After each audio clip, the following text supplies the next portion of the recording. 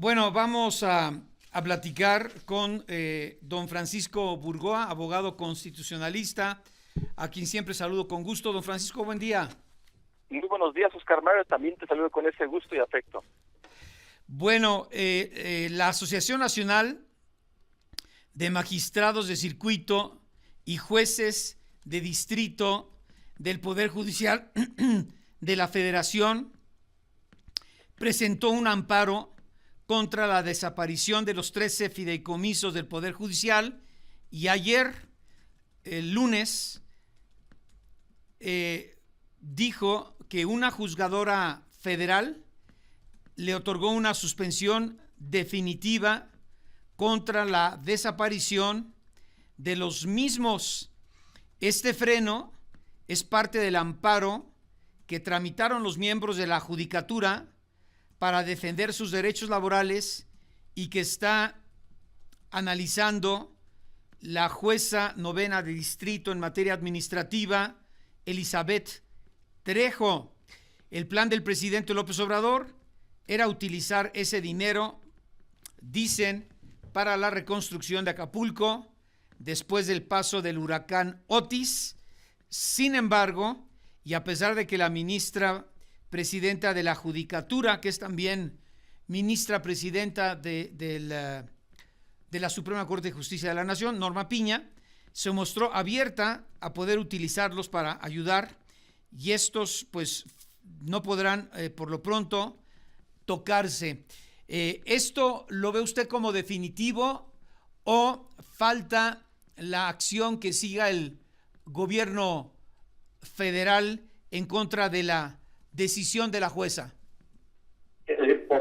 Oscar Mario, en este planteamiento que estás haciendo, hay que comentar lo siguiente. Número uno, efectivamente ya se concedió una suspensión definitiva, es decir, todavía no se resuelve este juicio de amparo en definitiva.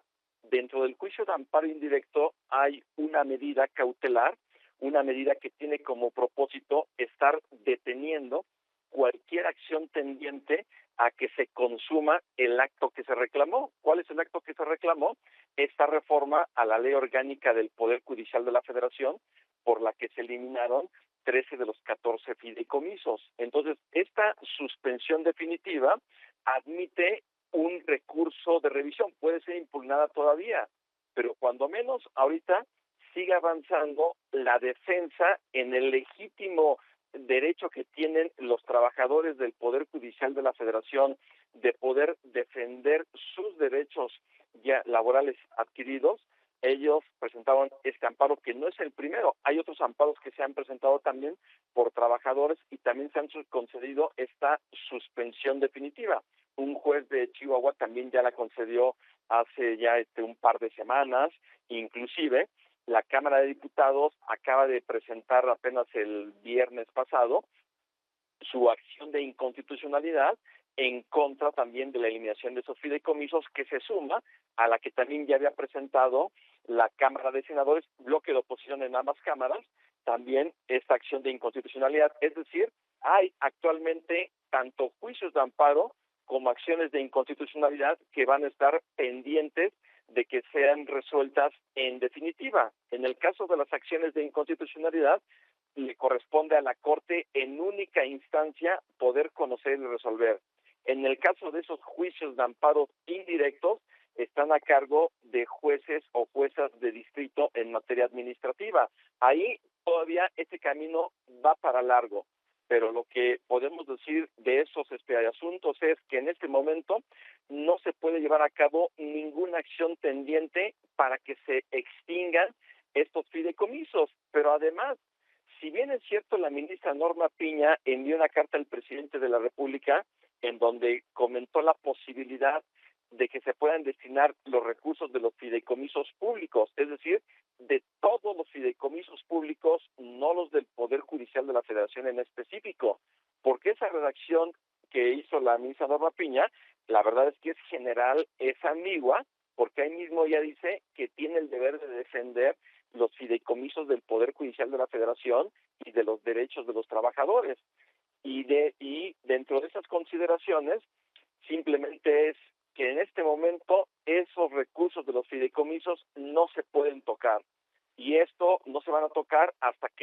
resuelva en definitiva o estos juicios de amparo o las acciones de inconstitucionalidad, que en mi opinión, tanto unas como otras, y lo más seguro es que se resuelvan ante las acciones de inconstitucionalidad, van a declarar la invalidez de esta extinción de los fideicomisos. Oiga, a ver, don Francisco, pero le pregunto, sin ser experto obviamente, si esta problemática debe analizarse sobre dos vías que van en paralelo. Primero, y quizá la más importante, ponderar y apreciar, ¿no? El valor de la independencia judicial como pilar fundamental del principio de división de poderes que debe caracterizar a cualquier sistema político de democracia constitucional, como en teoría es el nuestro, ¿no? Y dos, ¿qué tanto afecta la desaparición de estos dineros, que son finalmente ahorros en su mayoría, a los trabajadores que integran el Poder Judicial de la Federación y, sobre todo, qué tanto pueden afectar la operación u operatividad, ¿no? En lo administrativo, bueno, lo que tienen que hacer jueces, magistrados y sus equipos para desahogar la cantidad, creo que son millones de expedientes o miles que llevan un rezago brutal, enorme, y que, pues lo más importante, no permiten el desahogo de estos expedientes en favor de los que menos tienen y se encuentran siempre en un estado de indefensión ante la ley en este país. Bueno, tratándose precisamente de la eliminación de esos fideicomisos, indudablemente considero que hay una afectación al principio de independencia judicial, que es parte de preservar el principio de división de poderes, porque indudablemente aquí estaríamos hablando, número uno, de que se estarían afectando derechos laborales y de seguridad social de los trabajadores del Poder Judicial de la Federación, porque además se estaría pretendiendo implementar o aplicar este principio de irretroactividad de la ley en que no se permite cuando se le está afectando a las personas.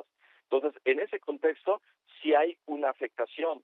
Ahora, tratándose del acceso a la justicia que tenemos todas las personas como un derecho humano, ahí no habría una afectación de forma directa, así lo considero yo, hablando estrictamente de la eliminación de los fideicomisos del Poder Judicial de la Federación, porque el otro punto en donde considero que sí habría una afectación sería cuando hablamos de la eliminación o de la reducción del presupuesto del Poder Judicial de la Federación. Inclusive ya el pasado sábado ya se publicó el presupuesto de egresos de la Federación para el ejercicio fiscal del año 2024, en donde hay una reducción al presupuesto de todo el Poder Judicial de la Federación, de la Suprema Corte, del Tribunal Electoral. Entonces, ahí sí considero que hay una afectación con el propósito de que va a haber una ralentización en la resolución de los asuntos que tiene, de los miles de asuntos que tiene el Poder Judicial de la Federación.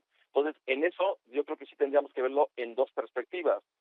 Los recursos de los fideicomisos del Poder Judicial, en donde habría una afectación para los más de 55,000 trabajadores, que ahí yo considero que no habría una afectación al sistema de administración de justicia, pero en donde sí la habría sería en la reducción al presupuesto derivado de este presupuesto de egresos de la Federación hacia el Poder Judicial de la Federación. ¿Pero qué no se les disminuyen o quitan muchas prerrogativas y prestaciones, licenciado?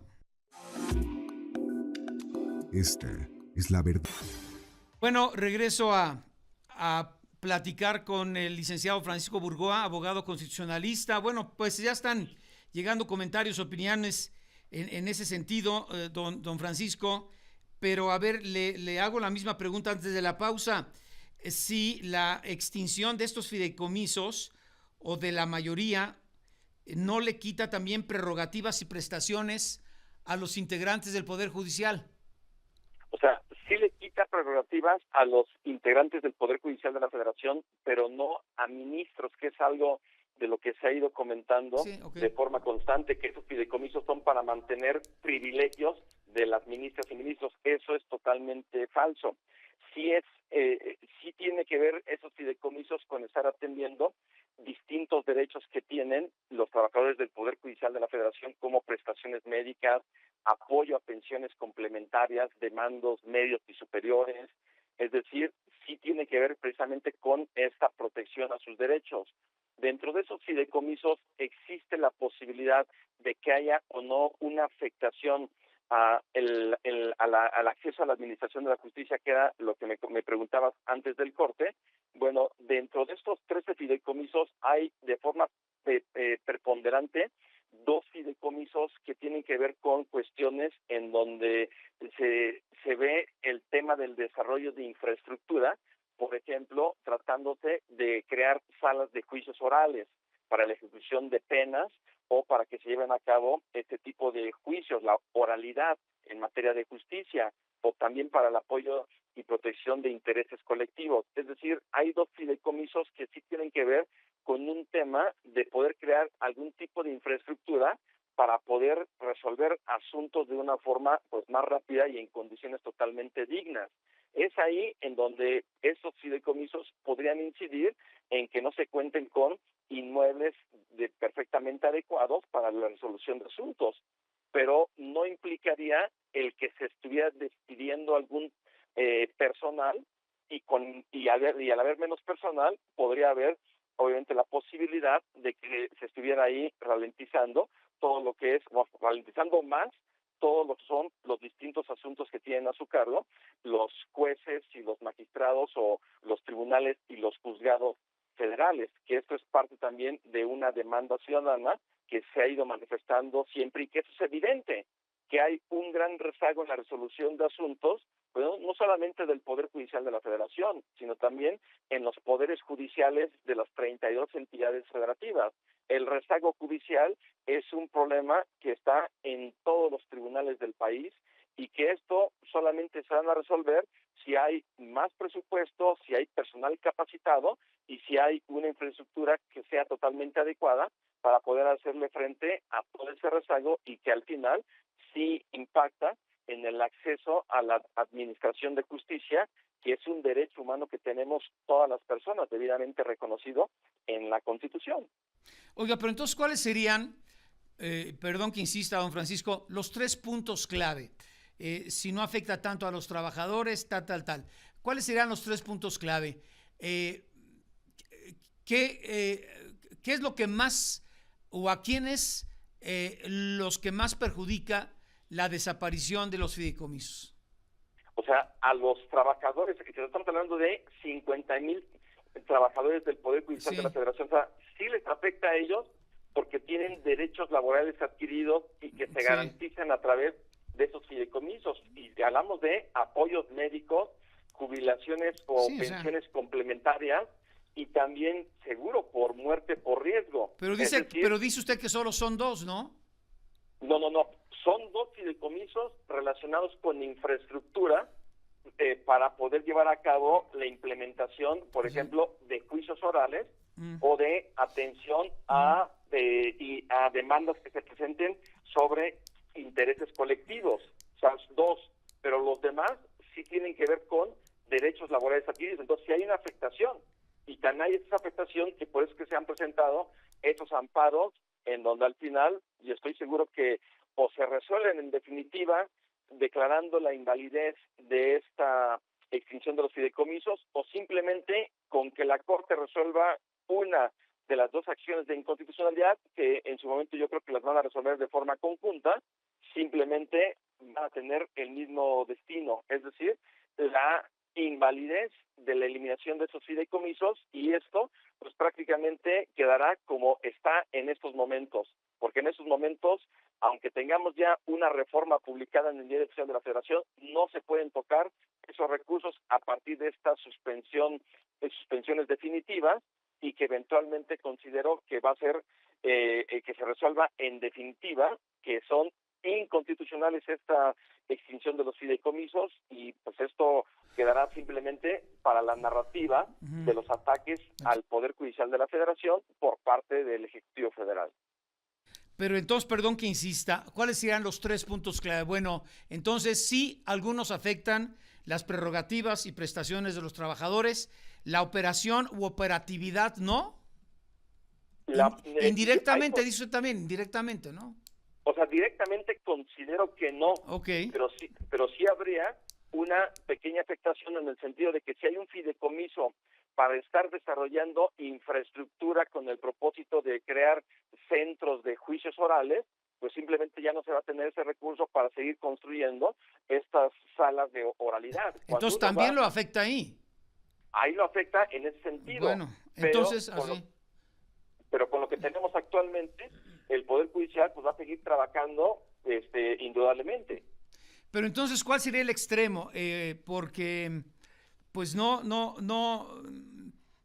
se antoja que esto pudiera ser un golpe brutal en contra de la forma como opera el Poder Judicial de la Federación y los estatales. Entonces, desde su perspectiva, ¿dónde está el sustento de toda esta controversia, licenciado? Es básicamente el hecho, es una posición autoritaria. Están, por ejemplo, ahorita escribiendo el auditorio, también considera la opacidad que se daría en el manejo de esos 15,000 millones de pesos. Bueno, eso obviamente, pero a ver, ¿cómo podría concluir así con peras y manzanas para el auditorio?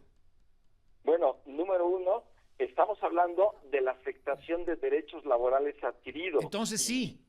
O sea, si hay una afectación ahí, simplemente si nosotros tenemos ya derechos adquiridos y viene una ley posterior que nos quiere estar afectando con esos derechos, eso es totalmente inconstitucional. Sí, y al momento de estar eliminando esos fideicomisos, también hay una afectación a la independencia judicial porque está afectando el autogobierno que tiene el Poder Judicial de la Federación, tratándose de estos fideicomisos públicos que actualmente son totalmente transparentes.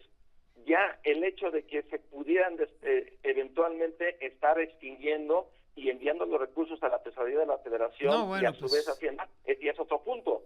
Pero hablando específicamente de esos fideicomisos, cumplen con los requisitos legales para que se puedan mantener y de extinguirse si hay esta afectación a derechos adquiridos, a la independencia judicial y habría una posibilidad de que se pudiera estar afectando la impartición de justicia al no tener más centros de justicia de justicia en materia penal oral, que eso es entonces, parte también. Sí se afecta la estructura, la infraestructura, la parte administrativa, la operación, entonces sí se afecta todo eso, ¿no?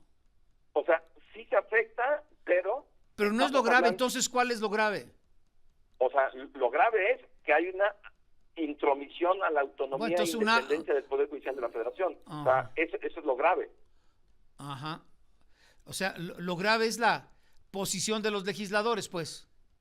Absolutamente. El hecho de que ellos simplemente no se hayan querido tener un diálogo para realmente hacer una revisión de los fideicomisos, en el sentido de ¿por qué no revisarlos detalle con detalle para saber en dónde sí tienen que continuar y en dónde podría haber una forma de a lo mejor de cambiarlos o modificarlos? Pero no, simplemente, pues valga la expresión coloquial de Oscar Mario, no quieren dejar títeres sin cabeza y cortar los fideicomisos de taco. Exacto. Y eso es parte, digamos, de esa intromisión de los legisladores hacia el Poder Judicial que no se debe de permitir. O sea, la ruptura de los equilibrios, pues. Absolutamente. Bueno, oiga, entonces, a ver, la última, por aquí estaba, ¿podremos llegar así, con este impasse o este paréntesis, hasta la conformación de la próxima legislatura? Yo creo que no, considero que este asunto se va a resolver en el primer trimestre del próximo año. ¿Cómo se va a resolver? ¿Cómo se va a resolver? Yo considero que se va a resolver en el sentido de declarar la invalidez de estos fideicomisos. Y eso estará a cargo de la Suprema Corte de Justicia de la Nación. Claro que ya habrá una ministra que empata más con la 4T y es un voto a favor, ¿no?, de la extinción. Así es. Si nosotros consideramos el equilibrio que hay o el sentido de votos que de los actuales 10 ministros y que vamos a sumar una más, tendríamos a Yasmín Esquivel, Loretta Ortiz y la próxima ministra que llegue totalmente defendiendo los proyectos de la 4T. Digo, valga lo que estamos diciendo, lo estamos normalizando, pero eso es lo que tenemos. Pero ahí es lo mismo la aritmética 8 contra 3, ¿se requiere? Bueno, 8 contra 3. Sí, absolutamente, se requieren 8. Entonces, en estos momentos hay 8 ministras y ministros que estarían votando a favor de declarar la invalidez, defendiendo la Constitución y los derechos laborales adquiridos de los trabajadores. Y había 3 que estuvieran votando en contra. En estos momentos, en esa lógica aritmética, sí podría estarse declarando la invalidez, a menos de que alguno de estos 8 ministros estuviera votando del lado de estas 3 ministras. Y es Grupo Fórmula, abriendo la conversación. Lista. A ver, entonces, decía usted antes de la pausa, don Francisco. Sí, Oscar Mario. No, se refería entonces a cuál sería el daño profundo que se debe cuidar si se llegan a extinguir, que cada vez es menos probable, estos 13 fideicomisos. El daño es la afectación en un primer momento a la independencia judicial, a la división de poderes, a principios constitucionales. Pero si no lo afecta en su administración, en su operación, tal, más que en algunas prerrogativas y prestaciones, bueno, a quienes laboran ahí, pues realmente la parte de independencia sería nada más, como escribían del auditorio, de un acto autoritario, así están poniendo, del gobierno federal o del Ejecutivo Federal en contra del Poder Judicial para la ruptura de ese equilibrio. Es que así es como yo lo veo. El hecho de que se estén eliminando esos fideicomisos, que además, como ya lo comentábamos, simplemente parte no de un diagnóstico. Es más la forma que el fondo, pues, en otras palabras, ¿o no? Sí, pero también hay algo de fondo que tiene que ver precisamente algo de fondo, con esa independencia judicial. Así es, Oscar Mario. Oiga, a ver, pregúntale al licenciado Burgoa cómo se asignan los casos a los ministros y si eso debería cambiarse para que sea por vía aleatoria por una computadora. Bueno, no sé. La pregunta es así. ¿Qué dice al respecto? Que de acuerdo al sistema que se tiene para la asignación de asuntos a los ministros y ministras, es de forma aleatoria. Entonces, sé que es un punto que sí genera mucha inquietud en la sociedad de saber por qué los asuntos se le están turnando luego a ministros que parecen que siempre resuelven en contra del gobierno federal, como es el caso precisamente del ministro Javier Lainez, que como sabemos, él fue el ponente para poder estar declarando también la invalidez de este llamado Plan B de la reforma electoral. Ahora, también le llega el asunto de esta acción de inconstitucionalidad de estos fideicomisos, y la consejera jurídica de la presidencia, quien es también aspirante a ministra de la Corte, María Estela Ríos, presentó ahí un recurso para pedir que no fuera, un impedimento hacia el ministro Javier Lainez para que él no pudiera estar conociendo este asunto. No supimos las razones, pero... Ya se rechazó también por mayoría, pero, ya se rechazó. Pero se rechazó por unanimidad. Sí, por unanimidad. Entonces, ese tipo de preguntas que se hace al auditorio, que son totalmente válidas y legítimas, posiblemente ahí sí la Corte tendría que ser más explícita y transparente para decirle a todas las personas que este es un procedimiento totalmente aleatorio y que nos digan exactamente cómo es, porque sabemos que es aleatorio, sabemos que así llegan, conforme se van llegando los asuntos, se van turnando de forma aleatoria a los demás ministros, pero puede ser el tema de que hay un tema de coincidencia que luego genere sospechas. ¿Por qué al ministro Javier Lainez siempre se le llega este asunto y por qué no se le llegó este asunto a Yasmín Esquivel o a Loretta Ortiz, que posiblemente ellas no hubieran admitido a trámite esta acción de inconstitucionalidad, o si la admiten, su proyecto hubiera sido para declarar la improcedencia de esta acción de inconstitucionalidad? Entonces, sí, estoy de acuerdo en el sentido de que la Corte tiene que ser más transparente. Pero entonces, ¿actualmente se asignan directamente o de manera aleatoria? Ya no quedó muy claro. De forma aleatoria se iba a cabo, pero lo que comento es que eso de forma aleatoria posiblemente la Corte nos debe una explicación mayor para que con peras y manzanas explique en qué consiste, cómo debemos de entender lo aleatorio. Entonces no es aleatorio en el fondo.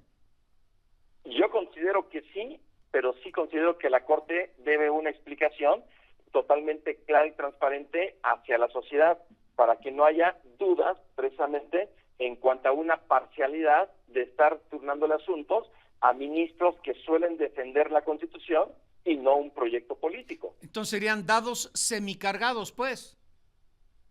Podría interpretarse. Por eso es que ahí tendría que la Corte que dar una explicación para que no haya ninguna duda de que es auténticamente aleatorio e imparcial y objetivo. Oiga, pero entonces, vuelvo a la pregunta anterior, me dicen, oye, entonces, ¿cómo queda la pregunta que le hacías al licenciado Burgoa en relación a si podemos irnos con esta pausa hasta la próxima legislatura? Decía usted, durante el primer trimestre, pues ya se puede archivar el asunto declarándolo inconstitucional, decía usted. Es correcto. Porque bueno, entonces sí llegamos en estas mismas condiciones a la próxima legislatura. No, o sea, la próxima legislatura va a iniciar el 1 de septiembre. De septiembre, de 2024. sí, bueno, a lo que voy, pues, ya dependería de la conformación del próximo Congreso si dan los votos para que esto se vuelva a someter a la Suprema Corte o lo atraiga la Suprema Corte, y también pues faltaría ver cómo actúan los 11 ministros, tomando en cuenta que llega una ministra afín a la 4T. Totalmente, hay cosas que tenemos que ir esperando para ir viendo cómo se van desarrollando los tiempos. El hecho de tener una nueva ministra que va a formar parte de este bloque con Yasmín Esquivel y Libertad, es un bloque defensora de la 4T al interior de la Suprema Corte del Poder Judicial de la Federación, y con independencia de la forma en cómo vayan a resolver las ministras y ministros de la Corte esta extinción de los fideicomisos, yo sí considero que la próxima legislatura posiblemente va a insistir en el tema de quitarle, como ellos le dicen, privilegios al Poder Judicial a partir de una gran reforma al Poder Judicial, que es parte, yo considero, de la misión que tiene el exministro Arturo Saldívar, dentro ya de este proyecto político de Morena. Bueno, pues entonces vamos a esperar y todo se va a resolver, dice usted. Bueno, pues ya estamos en noviembre, durante el primer trimestre del próximo año, ¿no? Es lo que yo estimo. Obviamente no tengo una bolita de cristal, pero dada la presión que existe en resolver lo antes posible esos asuntos, yo considero que sí, en el primer trimestre podemos tener ya una resolución, y que, en mi opinión, hay todos los elementos para que los ministros y ministras puedan declarar la invalidez de esta eliminación de los fideicomisos, y por lo tanto sigan existiendo los 13 fideicomisos que han sido eliminados con esta reforma a la Ley Orgánica del Poder Judicial de la Federación. Con 8 votos a favor, 3 en contra, ¿no? Sí. Así es, Oscar Mario. Gracias, licenciado. Al contrario, fuerte abrazo, excelente día para ti y para tu cliente. Gracias, Francisco Burgoa, abogado constitucionalista. ¿Con quién vamos rápido?